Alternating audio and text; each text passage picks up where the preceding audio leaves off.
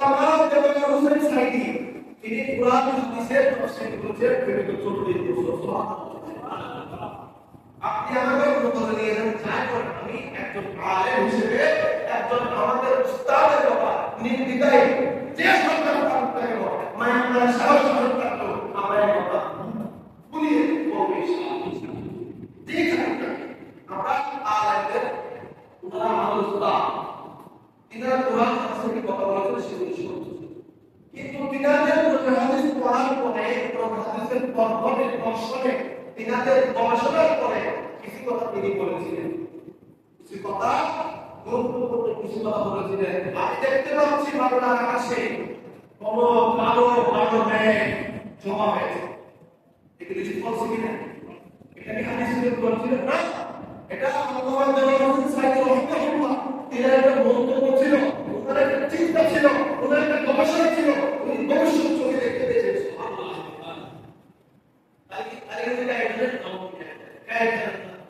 গবেষণা করলো যারা প্রবেশ হয়ে যায় তাদের অভিজ্ঞতা থেকে অনেক কিছু পাইয়ে না।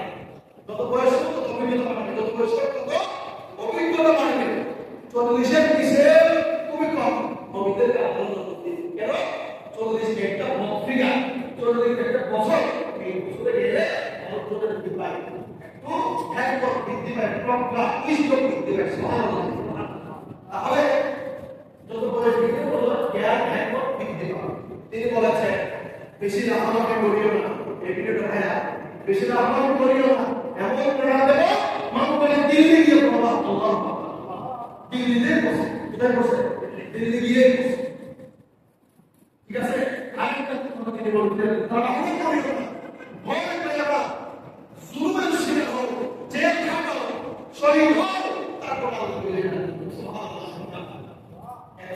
তিনি বলেছেন এগুলি কোরআন হাদিস, এগুলি কোরআন হাদিসের আলোকে দর্শনের দর্পণে তিনি বলেছেন। সুবহানাল্লাহ।